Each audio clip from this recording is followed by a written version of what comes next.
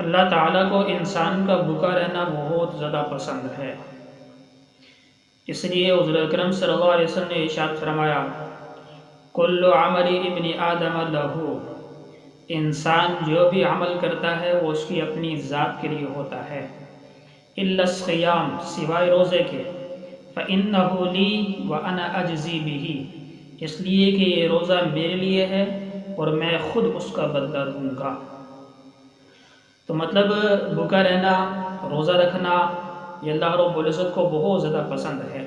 باقی اعمال جتنے بھی ہیں وہ انسان اپنے لیے کرے گا، لیکن یہ روزہ یہ صرف اور صرف اللہ رب العزت کی ذات کے خاطر آدمی اپنے آپ کو بھوکا رکھے گا۔ اپنے آپ کو بھوکا رکھنے کی وجہ سے پھر اللہ رب العزت بہت زیادہ راضی ہوں گے۔ اس حدیث کے اندر جو لفظ آیا ہے وَأَنَا أَجْزِي بِهِ، علماء فرماتے ہیں اس کو دو طریقے سے پڑھا جا سکتا ہے۔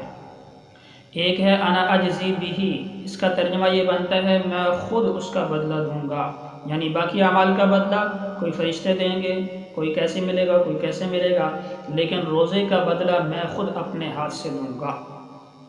اور دوسری طریقے سے اس کو پڑھا جا سکتا ہے وَأَنَا أُجْزَىٰ بِهِ، اس کا مطلب یہ بنتا ہے کہ میں خود اس کا بدلہ ہوں، میں خود اس کا بدلہ ہوں۔